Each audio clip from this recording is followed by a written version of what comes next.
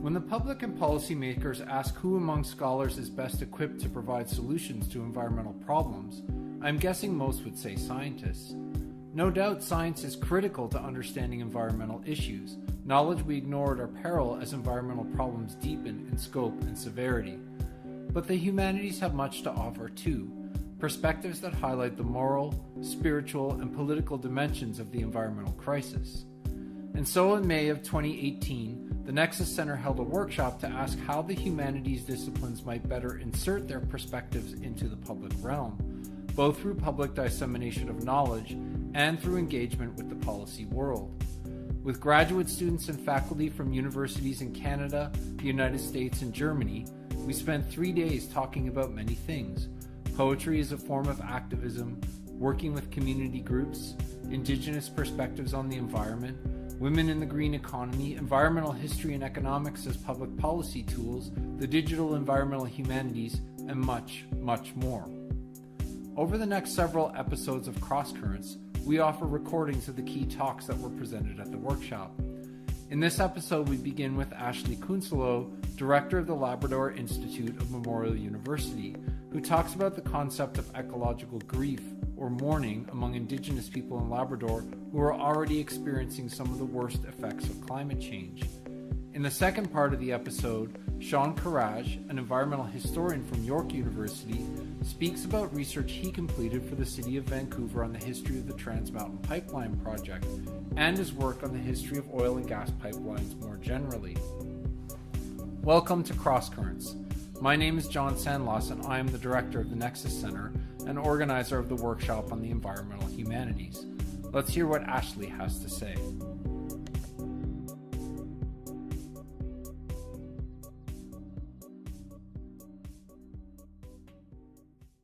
For the invite, and Susie, thanks for ending with slow violence, because I was looking for all of these ways that your literary perspective is going to reflect some of the things there, and the slow violence is actually one of the key pieces, and so there's a really nice kind of resonance with that.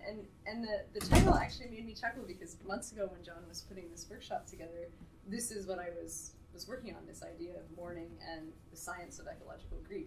And then through the processes of the peer review and working on an article for Nature Climate Change, they took out all these words because mourning made people sad and the scientists didn't like that ecological grief was a science. And so it went through all these machinations, and it's not the title at all that actually got published. And then I thought, okay, I'll sneak this title into a plain language version in the conversation. And the same thing, they took it all out. Science makes people uncomfortable, mourning is too sad. So they renamed it something about hope and grief in the Anthropocene. So there's all these different sort of things that are tied up in how we have these discussions. So I actually like the relic of this older title because it reminded me of these various machinations that we have when we try to study things. I live and work in Labrador, and it's on the traditional homelands of the Inuit and Innu nation. And the Labrador Institute is a division of Memorial University that's been there. It's our 39th year, so next year we're turning 40. It's a big year.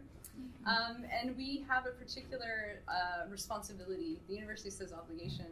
I feel it's a responsibility and a relationality to support the needs and priorities and the self-determination of the Innu and Inuit of Labrador and the way that they want to see higher education done on their homelands. So I've been there for just over 18 months, and we're going through a process with the 3 Indigenous nations and organizations of what can a university do differently in the north if it's Indigenous run, what would it look like, how can more traditional universities kind of mobilize to support this type of public engagement, but public research and education that's Indigenous and Northern led. So a lot of this research actually ties into this. It's about a decade's worth of work trying to find ways with Inuit in Labrador to have their experiences of climate change actually impact climate policy and climate science. So the affective dimensions, the relational dimensions, the ecological grief, and how do you have those conversations at large scale, policy discussions where you're talking about big investments, you're talking about loss and damage of infrastructure, but not loss and damage of place and culture and connection and spirit. So as with all research that I really, really like, it actually started completely unplanned, and it all began with stories. If you haven't had the pleasure of visiting the homelands of the Labrador Inuit and Nunatsiavut, this is Rigolet. It's the southernmost Inuit community in the region. and it's home to about 300 people. But Rigolet has been a real leader in the circumpolar north in climate change and health in particular. So about 15 years ago, the community governments recognized that they were living in one of the most fastest warming regions in the circumpolar north, and were experiencing some very serious impacts on health related to a changing environment. So they started to lobby government for support, and government said, oh no, these things aren't happening, this isn't going on. So they did some of their own research for about 4 years, and then they managed to find support from the Public Health Agency of Canada, and Health Canada, to lead their own work. And somewhere along the lines I got invited in, and I actually turned down the invitation because I felt that it wasn't my role as a settler Italian from Ontario to have this connection, but we ended up sort of continuing through stories and looking at what interdisciplinary learning could be if different perspectives are respected. And so the community said, we know climate change is impacting health, so the government was really interested in vector-borne disease and gastrointestinal illness, and the community said, no, we want to know about spiritual health, emotional health, physical health, and mental health. And so there was this sort of negotiation period about what would that look like to study that. So the community created a number of positions that were actually run by the Inuit community government, and they created a research center where Inuit would do their own research, and the researchers would actually support the process by not doing the research directly, but by providing opportunities to access academic literature, for example, support in some of the data analysis, some of the writing, and the different pieces. So in one of the kickoffs to the research, one of the elders who had been sounding the alarm for years, we were sitting and we were having tea, and she was telling me about all the climate scientists that have come through and how it was all very itemized. Tell us what you see, what do you observe, how's it impacting your food, all those different things. And I said, well, how do you feel? And so she stopped for a long time, and then she just started to cry, and she said, no one ever asks us in science how we feel. They always want to know what we see or what they can measure, but never how we feel. And so that sparked off a whole process of her designing a research study with community around how do you talk to people about how they feel about climate change, and how do you share that, and what are the mental health implications.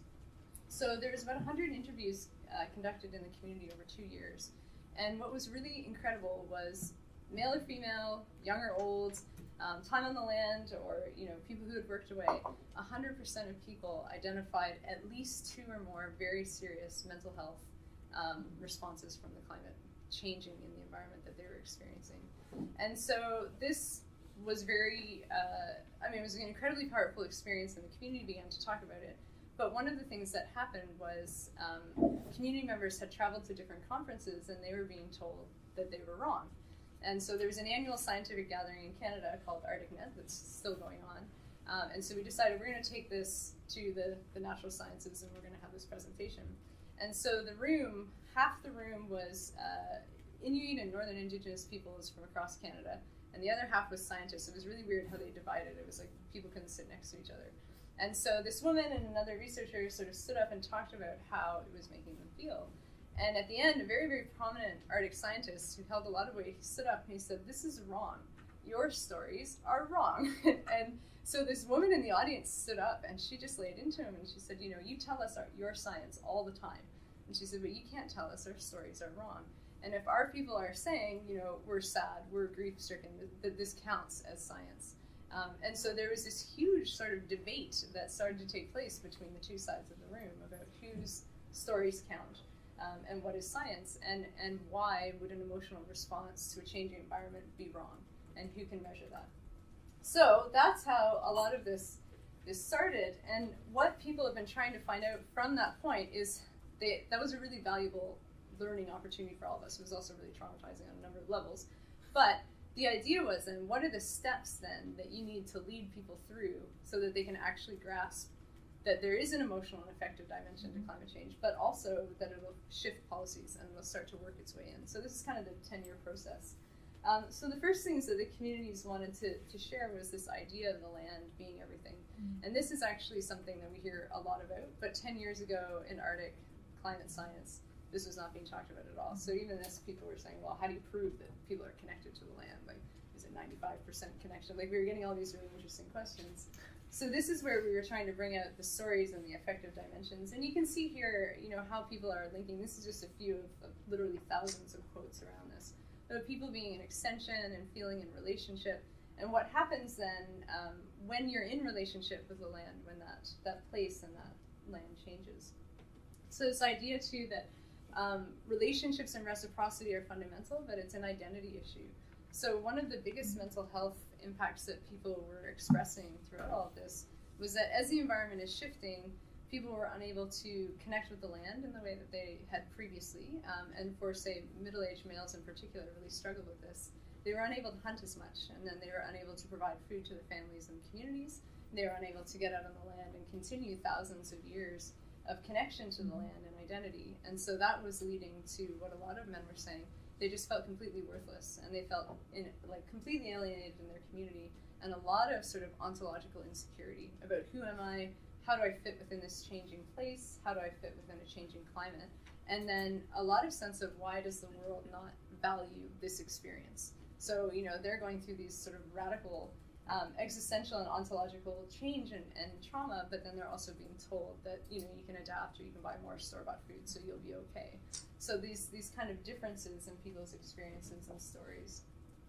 And then a lot of people talked about the land as a place of healing, and from a mental health perspective, the communities were sort of saying, the biggest place that we go to heal is the land. And so while there are limited counseling support services in the region, and for a variety of reasons, they have very high turnover, and it's often a style of counseling that people don't resonate with in the same way, unless it's the community counselors, is that everything was about the land and getting out on the sea ice. So Labrador has lost the most sea ice in the circumpolar north. It's been a 73% loss of sea ice over the past 20 years. We're also the most rapidly warming place in Canada. So the whole 1.5 to stay alive, and the world doesn't want to go over 2 degrees on average. Labrador is past 4 degrees on average warming already, and we're projected by 2100 to hit 11 to 12 degrees if we continue on unabated, which the world currently is. So this is a place where, snow and ice are exceptionally important to everything that happens in the region. So even subtle alterations in climate and environment have huge impacts, but we're talking enormous changes. So huge loss of space, but that temperature regime by 2100, what happens? So there's a really wonderful documentaries that the community's created, and the closing line is one of the elders from Nain, which is the northernmost community. They said, Inuit are people of the sea ice, and if there's no more sea ice, how do we become people of the sea ice? And he kind of laughs in this really sort of uncomfortable way. But that sums it up right there, is what happens when your culture is so closely tied to and reliant on and connected to ice. Who do you become when those shift? So a lot of these deeply effective pieces that people are carrying within them are not making their way into our decision making. This is one of my all-time favorite quotes. This also came from the documentary, and it was from a hunter in Hopedale. He's one of the most respected elders. And he was sitting on film, and he was trying to explain the land, and he was really trying to find the words, and finally he just paused for a long time, and he said, for me, my government is my land. And so he then went on to explain a very complicated process of governance and decision-making, and who has sovereignty over him is his land, and it's not the federal government, it's not the provincial government. He didn't even recognize the land claim settlement region as his government. For him, every learning came from this land. So as I said, we've got the 73%, we've got the 2 to 9 degrees, although a newest report actually brought it up to 11.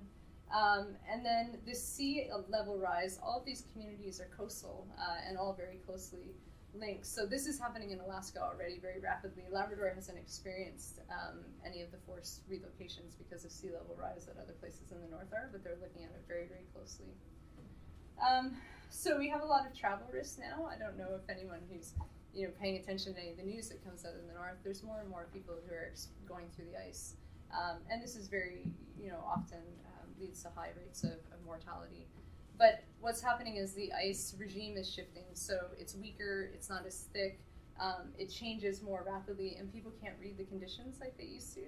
And the underlayer of ice, which generally forms when it's very cold, is, because of the changing temperatures, it's forming very weak, so you can't tell, and so there's more and more death and injury that's happening, and people are getting really scared about it. And because they're scared, that's impacting their mental health when their family travels or when they travel, or they choose not to go out on the land, which then affects many other things. So food security too is a huge thing. In Labrador, there are very high rates of food insecurity. In some communities, it's over 70% food insecure. And with the changing climate regimes, it's been impacting animals, but it's also been impacting access to be able to hunt and harvest from the land. This is a picture of the George River caribou herd that was just taken by one of my grad students about a month ago. And they have experienced, in the past 20 years, they've dropped from over 900,000 animals to just under 8,000 today. And there's a variety of theories about why this is, but one of them is a changing climate regime in Labrador. So in 2011, there was a complete hunting ban, and so people in the region, the Inuit and the Inuit, lost one of their main food sources. So there's a lot of increased impacts of food insecurity, but also the deeply spiritual and cultural connection that people have to the relationship with caribou and what that means. And then this one I touched on was that cultural continuity and pride, is how people connect to the land and see themselves as part of it and see themselves as part of this generation after generation of connecting. And one of the women who leads this research, her cabin has been in the family, they think, for well over 1,000 years in that homestead, and all the paths around it are deeply grooved in the ground from just generations of people walking through. And now they're not able to get there for 2 years in a row because of the ice hasn't formed. And so this loss of this disconnection of feeling like the first generation in hundreds of years that can't make it to a certain spot has been really, really traumatizing for many people. And then a lot of emotional health responses, so anger, fear, frustration, distress, stress. A lot of people link it to another form of colonization. A lot of people actually liken it to a sense of forced relocation. So there's a number of people in these communities who went through a government relocation and talked about the trauma of being pulled from a land they knew and put in a new land, and now they're saying it's a very similar response that they're feeling, and it's a similar kind of sense of trauma and loss that they're experiencing. A lot of people also linked some of these changes to serious concerns in the community around increase of addictions and potential drug and alcohol use. A lot of the health professionals in the community were seeing big shifts in this, and particularly for middle-aged men who were suddenly unable to hunt and had felt that sort of ontological loss, but then also were in the community and there was not a lot of opportunity for them to have access to other types of healthy living or sense of self that helped them provide for their families. So there's very serious concern, and we're not saying that climate change causes drug and alcohol usage, but there's a link, and we're seeing it more and more globally too. This is actually becoming something that people are beginning to study very systematically across large-scale populations. This is a term, solastalgia. How many people have come across Glenn Elbrick's work? Glenn is a philosopher in Australia who I met years and years ago because of this research. When people were coming out and talking about all of the mental health pieces that they were experiencing, there was very little written at the time, and Glenn was one of the few people who was writing on this, and he was working in Australia around mining and primarily non-Indigenous people, and he came up with this term solastalgia, which was homesickness while still in place, and the pain that people face while they're still in place, but that place has changed. And so this was actually a concept that once people in Nunatsiavut started to read about it, so this is exactly what we're feeling. And this led to a really interesting collaboration between Inuit in Nunatsiavut and then Glenn's work and his PhD student, who I'll talk about in a second, with farmers in Australia and people who are experiencing long-term drought. And so you have communities who are expressing ecological grief and mourning in two drastically different places, Northern Australia and then the Australian wheat belts, Northern Canada, Inuit, non-Indigenous, climates are obviously drastically different. And what we were finding was that the ecological grief was almost identical, and it was linked into three categories. So when I would read, say, Neville's work, and he was Glenn's PhD student and is now doing a postdoc actually working on the affective dimensions in the IPCC, he's one of the lead authors of one of the chapters that's trying to work this in. If you took out farmer and you replaced it with Inuit and you removed dust and put in ice, it was virtually impossible to tell where the quotes were coming from. So we started to work with both groups and talking about what are the similarities. And so the first one is sort of this idea of ecological grief in response to the loss itself. So whether it was a beloved farm, or whether it was sea ice, or whether it was animals, or how things were playing out with different changes, and then people not feeling who they were in that place anymore. The second one was loss of environmental knowledge. A lot of people, particularly Inuit, have been speaking for decades about this disruption to a system of knowledge that's been passed on, and a lot of the elders right now, particularly in our region, are really concerned about showing their land-based wisdom around ice to younger generations, because the conditions are changing so much, they don't feel the knowledge is holding anymore, and there's a lot of concern that they would give advice that might lead to someone being harmed. So people are trying to work together to try to figure out, what does this new ice look like? How do we read it? How do we lead to different approaches? And then the third one is this anticipatory grief. So future losses, people know what's coming. This is actually something too in the large-scale global climate change and mental health literature that people are looking at the most, because this anticipatory grief is actually something that's coming up all over the place, whether people are experiencing it or not, because of our narratives, our media, our movies, our books, and particularly young populations. There's a huge sense that the youth right now who are under 18 growing up sort of globally, that are so dialed in and hear the climate change stuff all the time, are experiencing tremendous mental health burdens about this doom and gloom narrative that we put out all the time, about this future of water wars and food loss and trauma. And that, reading that makes me think a lot about my own children who have grown up with, a mom who people stop and like, I heard you on the radio, everyone's sad about climate change. And yeah, this wasn't what I wanted to be known for, the person who's sad. But it is, and we teach our youth all the time that these things are coming, and that there's also a sense of helplessness. So what I try to do too is I went through my own very serious ecological grief moments, and these were some of the things that the people that I worked with helped provide different perspectives, and one was this idea of land love as a form of resistance, and a really, really connecting to the land, not only because you need something, because you need to be healed, but because you have something to give, and forming those reciprocal relationships with land and with place as a form of resistance to other things that may be happening. And this idea of connecting with deep futures, it's tied into also 7th generation thinking, but Inuit don't use that as much, so it's more of this idea about deep futures. People sometimes in Labrador will use the phrase like long ago in the future, and so everything is cyclical, so this is where this comes from. And this idea of stopping somewhere, and I love this quote from Wendell Berry, stopping somewhere and beginning the 1,000-year process of knowing that place. And so understanding yourself in this like extensive relational capacity that came before you and will go on well after. But trying to figure out how this then informs climate policy, and how do we take this learning and engage with the public so that there's an understanding there, and so people have this opportunity to express their own feelings. And also, how then does this influence these global discussions that we're having? And every time I release something on this or something goes public, my email is inundated by people from all over the world saying, like, I feel this, I feel sad, I feel distressed, I don't know what to do. And it's been a really interesting thing for me, because it's also, there's a huge responsibility when you have all these people reaching out in serious trauma you can't support them obviously, but somehow they've resonated and they reach out. And a lot of people will then end with like, how do I make a difference? Like, what do I do with this? Like, how do I get my stories into policy discussions? How do I lobby the government? How do I take this grief to the streets, essentially? And so I don't know. I'm continuing, although there has been move.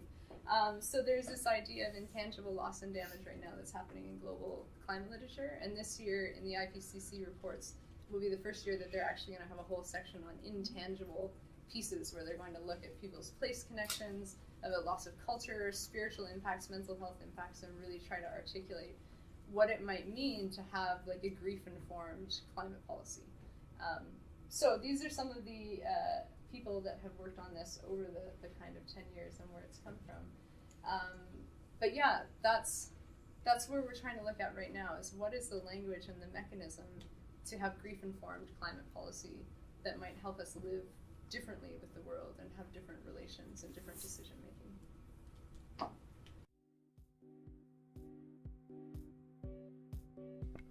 You've been listening to Ashlee Cunsolo, Director of the Labrador Institute, on Crosscurrents.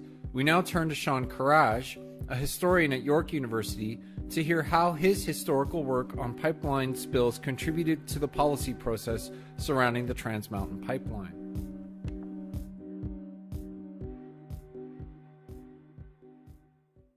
The title of my paper has a question. Spoilers, it's not answered in the paper. Here are some other questions that I won't answer.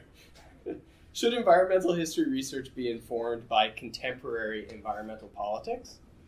To what extent can we look at the past for indicators of future actions, events, or outcomes that might inform environmental policy? Should environmental history strive for some form of objectivity and impartiality from contemporary politics, or should it embrace a form of advocacy? These are questions that I think environmental historians have asked for a long time. The field in North America originated in the late 1960s, but formally in written scholarship in 1970. It was the first written piece that uses the term environmental history and attempts to describe it. And it was born out of environmental anxieties and the emergence of the modern environmental movement in the United States, and very close connections.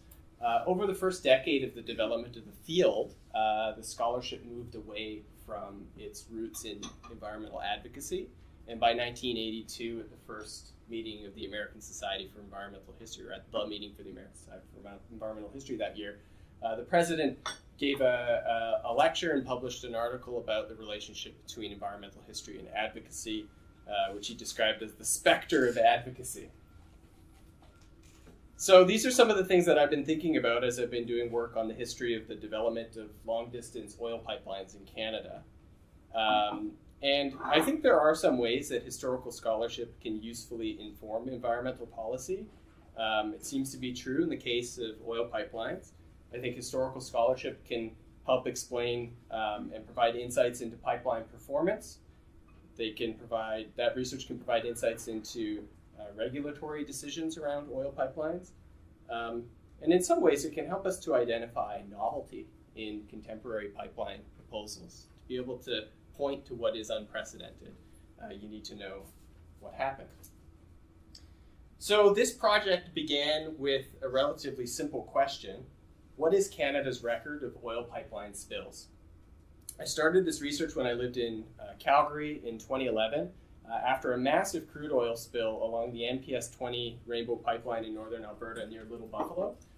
That pipeline spilled 4.5 million liters of crude oil into the surrounding muskeg environment, both on and off the right-of-way of the pipeline. And the response from the province's Minister of Environment, Rob Renner, to some questions from reporters, one of his responses was, sure, there are incidents from time to time, but I would put our record up against any other. And I thought it was a really interesting statement because it immediately spurs an interesting research question. What is the record? How would we make any such comparison? So I did a quick look and couldn't find anything. Didn't see anybody else who had done any work in this area to actually count how many oil pipeline spills there had been, where they occurred, how much it actually spilled. So it seemed like a pretty hollow challenge to say, I'll put our record up against anything. What is your record? I don't know. So I started searching online records, publicly available records about oil pipeline spills in Canada. I looked at some of the records from the provincial regulator, the Energy Resources Conservation Board of Alberta, which is now Alberta Energy Regulator.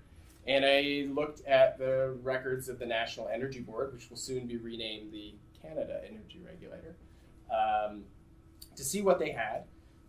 The provincial energy regulator in Alberta regulates energy pipelines that don't cross the borders outside of the province, and the National Energy Board regulates energy pipelines that cross interprovincial and international borders. And the data was difficult to compile. It took the form largely of PDF files of annual reports and field inspection reports. So there wasn't a single place you could go in 2011 and 2012 to find this. You had to harvest it out of these annual reports and compile it. And the early results I thought were significant. Between 1990 and 2005, Alberta suffered 4,769 pipeline releases of hydrocarbon liquids.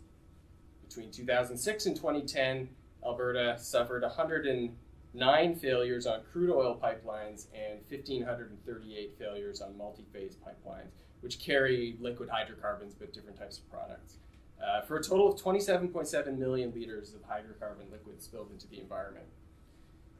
National Energy Board data was a little bit more complicated to compile. They had data going back to 1965 that included reported pipeline incidents, and that had a general description of leaks, breaks, malfunctions, and workplace accidents. So it didn't really tell me specifically about spills, but between 1965 and 2012, there were 2,690 incidents reported to the National Energy Board. To get more specific data, I had to go to the National Energy Board library and acquire a physical copy of their pipeline incident database for the period covering 1961 up to 1996, which is what they had. This was just a binder of data tables printed out. No one seemed to know whether or not the digital version of it existed anywhere. So I took the data table and recompiled it as spreadsheets, and was able to look at specific pipelines. I thought it wasn't very helpful to look at the aggregate of the NEB pipelines because the types of pipelines that the National Energy Board regulates are quite diverse. They regulate one of the world's longest crude oil pipelines, and then they regulate very tiny short pipelines. So I took a look at the two transcontinental pipelines in Canada, or in combination, they make a pipeline that crosses most of the southern region of the country. The Trans Mountain Pipeline, which runs from Edmonton to Burnaby, from 1961 to 2013. So I'll show you these pipelines here. The blue one here is the Trans Mountain, and the other one that I look at was originally called the Interprovincial Pipeline, and this is part of Enbridge's pipeline system. It carries through in the U.S., which is in light gray here. I really like this map because often maps from regulators I look at are from the States, and Canada is all grayed out, but America's all grayed out in this one. And this is, for a time, was the longest crude oil pipeline in the world, and I think competes with a longer one in Russia. So those are the two I looked at. Trans Mountain, between 61 and 2013, had 81 oil spills. And one of the things I wanted to do was figure out how often do these pipelines spill oil. The data that the regulators would usually present was a metric of the number of spills per 100 kilometers of pipeline. And a reporter I talked to about this, because he was trying to get a sense, he was interviewing me and he was trying to get a sense about the frequency. And I said, well, the ERCB says it's like X number of spills per 100 kilometers. And he said, that's really weird. That's like a fire department measuring its efficiency by how many fires it puts out based on the length of the roads. So I just did a frequency calculation, which is a calculation of time. So number of spills per year, 1.53 spills per year on average over that time period from 61 to 2013. And the spill volume was a little bit under 5.8 million liters in that period. Interprovincial also had a record of oil pipeline spills. I was able to get data for 1962 up to 1996. The pipeline had, in that period, 190 oil spills, an average of 5.43 spills a year, and a total spill volume of a little over 51 million liters. So because I thought that this project had some relevance to a contemporary issue concerning public policy, and because I had had such difficulty finding publicly available historical information about oil pipeline spills, I thought the best and most appropriate way of communicating these initial findings was via an open online publishing platform. So I started by writing web articles for a publication called activehistory.ca. Some of you will be familiar with this, some of you may not. This is a publication that's dedicated to connecting, quote, the work of historians with the wider public and the importance of the past to current events. They publish under a Creative Commons license, which makes this these research findings available to anybody who has access to this website. In many ways, open online publishing was the key to engaging my research with a broader public outside of the academy. Academic historians rarely see their work referenced outside of scholarly publishing, And recent studies show that historical scholarship also has surprisingly low citation rates within academic publishing. So more than 50% of historical scholarship is uncited within 5 years of it being published.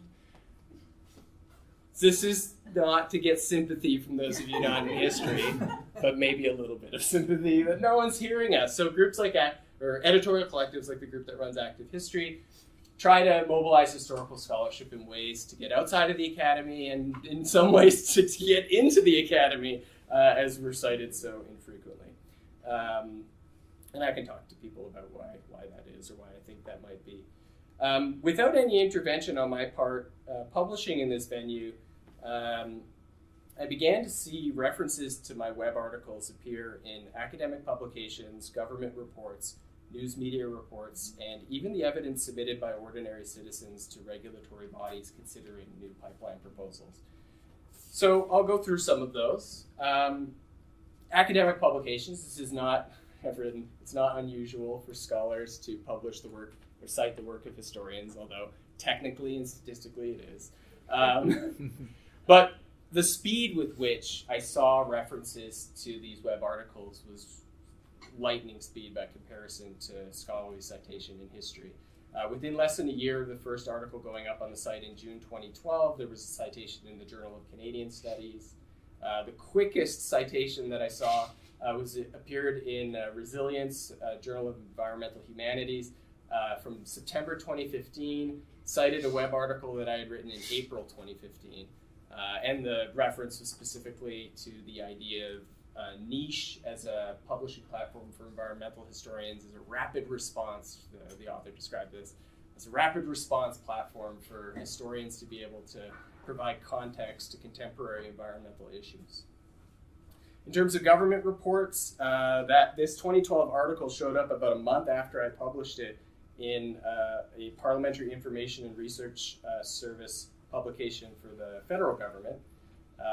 And less than a year after the publication of this is one of my favorites because it's so unexpected, showed up in a report or a study of the economic, social, cultural, and environmental effects of the oil and gas industries for the Gisborne District Council in New Zealand. Who knows where your research might show up when you make it easy for people to find it. A couple of months after publishing with activehistory.ca, I started to get contacted by print and radio journalists. The first was Stephen Hume from Vancouver Sun, contacted me about an interview about this article, and it started another platform, in a sense, of engaging with a broader audience through print and radio news media. But most of this was driven by these open publications. They had read them, seen them, saw someone share them, and got in touch with me. And so the research that I wrote for Active History eventually appeared in numerous newspaper articles and radio pieces across the country, both in direct interviews with me and indirectly by making references to the work. Since 2012, I've given 49 media interviews about this project, which has helped it reach a wider audience. And in some ways, for the subject matter, this ended up being really important because these pipelines are so long. They cover so much of the country. They touch multiple provinces and multiple communities all over the place. So the constituencies that might have an interest in this are quite national for the Canadian context. The appearance of references in the evidence provided by ordinary people to the National Energy Board were the most surprising references to this research. Several personal blogs and websites linked to these articles. Sorry, I was going to show you pictures. This is the parliamentary brief on pipelines and environmental considerations. I think the timing was just serendipitous as well, because there hadn't been anything written about pipeline spills, and this would have been, the research for this would have been underway while I was working on my work and published it with Active History, so the timing was pretty good on that one. This is from the first interview I did with Vancouver Sun. This is my favorite interview just because of the headline, I think is quite funny. Unsurprised. So the most surprising inclusions were in these letters that people wrote to the National Energy Board and the Joint Review Panel in the Trans Mountain expansion hearings, and these are from the Northern Gateway project hearings. Several individuals, this was a person named Michael English, a retiree from Vancouver, wrote a letter to the Joint Review Panel on the Enbridge Northern Gateway pipeline proposal, citing the interview that I had given to Stephen Hume and the Active History article and stuff that I had written on my own website as well. Another person simply just printed off copies of my website in a bundle and mailed it to the Joint Review Panel with a letter saying, read these things. So these showed up in all kinds of places in different hearings as well. Some First Nations groups used some of this in the development of their own reports and interventions in pipeline proposals concerning specifically Trans Mountain pipeline expansion. So these were indirect methods of the historian engaging with the public. I was kind of just putting it out there and making it accessible in a way for a wide variety of constituencies to make use of it, but wasn't myself being directly involved in the public policy process. That changed in 2015 when the City of Vancouver commissioned me to write a report for its intervention in the Trans Mountain Pipeline Expansion Project. I was commissioned to write, according to the city, the history of the operations of the Trans Mountain Pipeline and provide an assessment of the oil spills and other incidents relating to the existing facilities. And this took the form of an 86-page historical background report on the history of the Trans Mountain Pipeline, covering a period from 1947 to 2013. The city published the report on its website and submitted it as evidence in its intervention documents to the National Energy Board. And there were immediately considerable differences between the type of writing and the type of public engagement that this was compared to open online writing.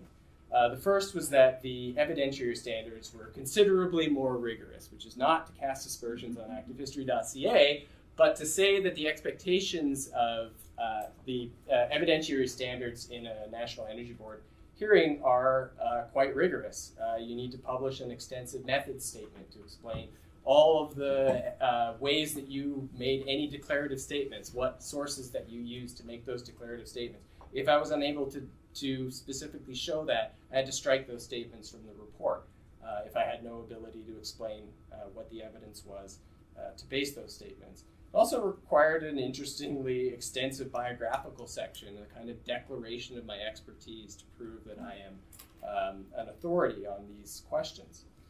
There was specific formatting to make it easier for applicants to make references to the work, which was just kind of interesting.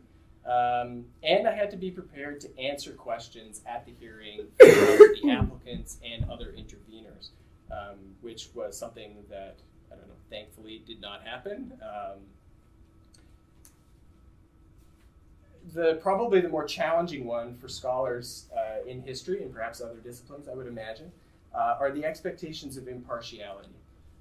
So the proceedings at a National Energy Board are quasi-judicial proceedings, and some of the expectations of an independent expert are similar, though not identical to that of an expert witness in a trial. And so there's an obligation on the part of that individual to present his or her work impartially, and specifically to not present work as an advocate for any party in the hearing. So my work couldn't advocate for a First Nations group, my work couldn't advocate for environmentalists, and I couldn't advocate for the City of Vancouver, even though they commissioned me to write the report. I also couldn't advocate for Kinder Morgan. So the report ostensibly is supposed to fit within this rubric of impartiality. There was an additional layer of impartiality, though, that I didn't expect in my role as a historical expert. I was not to be prescriptive in my analysis, but retrospective. To explain the past without prognosticating on the potential of the future, which is really interesting. And I had a bit of back and forth with the city about this. They said, you're looking at the past. We're trying to present this as the record of what has happened. And so we can't have guesses, hypotheses about what might happen in the future, because you can't cite evidence as a historian to say that this will happen because of what I looked at in the past. So this was limiting to some extent. I could contextualize the proposed pipeline expansion using historical evidence, but it still, I think, ended up being useful for thinking about the proposal. For example, I was able to show the throughput of the pipeline from 1954 to 2010 with some missing data in the 1990s, but at least for the period up to 1992, I had consistent throughput reporting. And one of the interesting things that stood out was that the historical maximum throughput on the Trans Mountain, which it has never exceeded, is 410,000 barrels per day, is what that pipeline can ship. That pipeline, at least up until 1992, unless something really interesting was happening in these missing years, never exceeded or got close to its historic maximum capacity. The peak was in 1972, I believe, of about 380,000 barrels per day on average in that year. Most of the history of the pipeline ran empty or below capacity, especially in the period of the first oil crisis in North America. There were times, as I was going through some of the corporate reporting from Trans Mountain, that I half expected proposals to fill the damn thing with ketchup because it was so empty during this period of depression in oil markets. And this was useful for other elements of the city's intervention, suggesting that fluctuations in oil markets are quite volatile, and that expected capacity, at least on this pipeline, was never reached, and estimates of its future potential might be questioned as a result.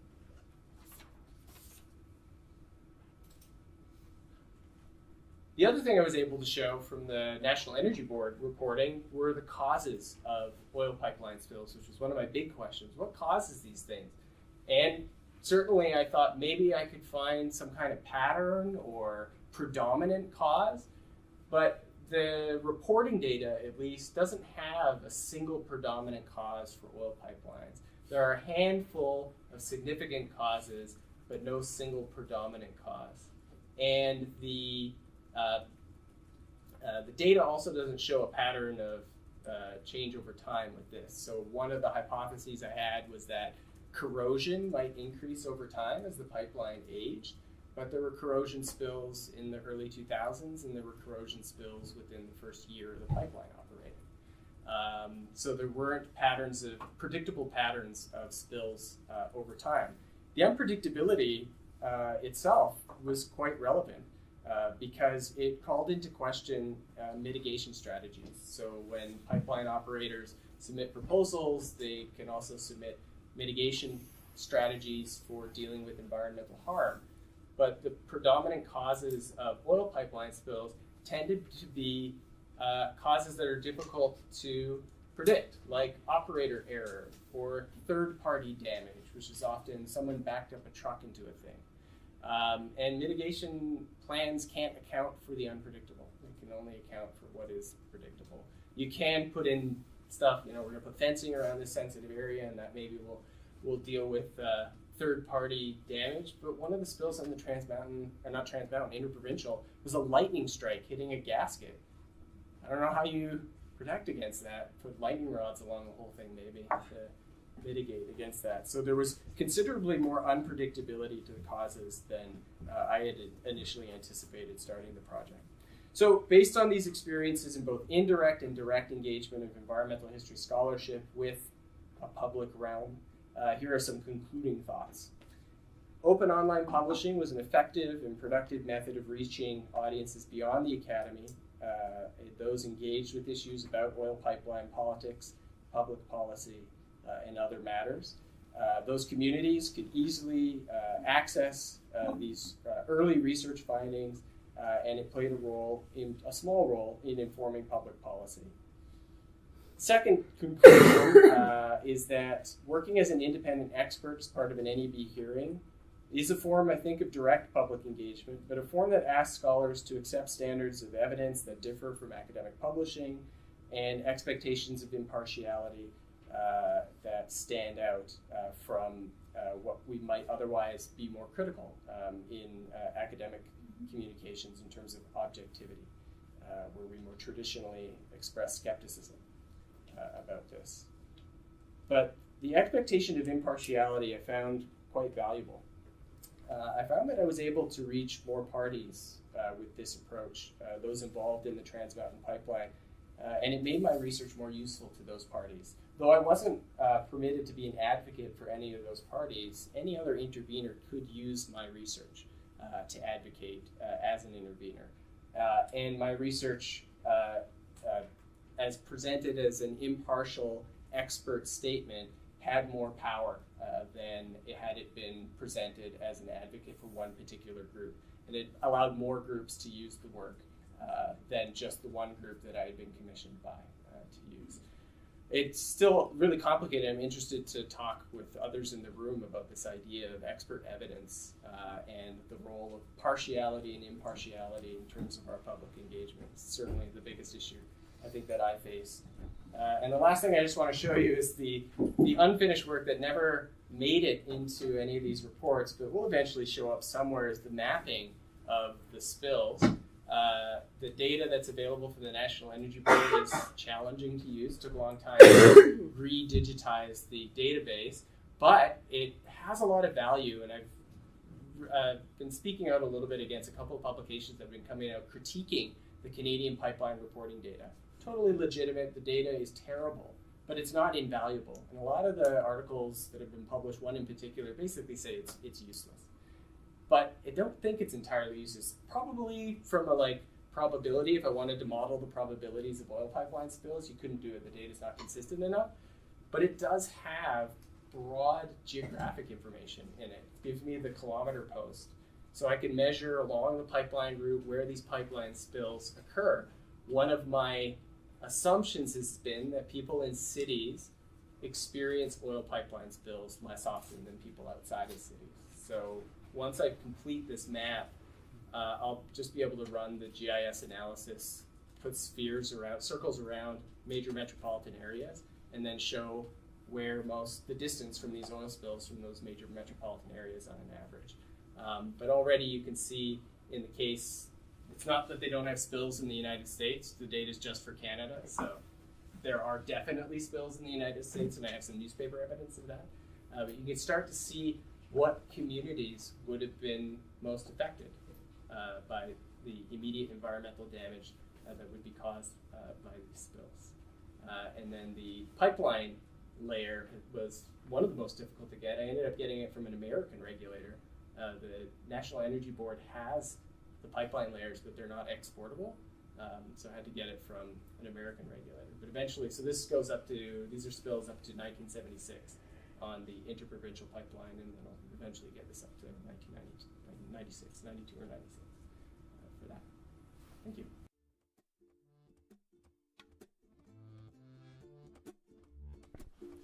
For more information on Ashlee Cunsolo and Sean Kheraj's work, check out the links on our show notes. To find out about future episodes of Crosscurrents, you can follow us on Twitter at Nexus Centre, search up our Nexus Centre Facebook page, or subscribe to the podcast on iTunes, Google Play, or YouTube. The music used in the podcast was licensed under a Creative Commons license, and you can find out more about the music through the links on our show notes. The Nexus Centre is generously supported by the Faculty of Humanities and Social Science and the Vice President Research Office at Memorial University.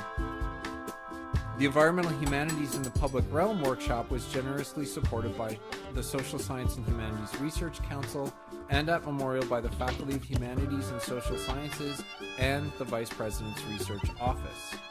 Join us for episode 6 of Crosscurrents when we continue with our series on the Environmental Humanities.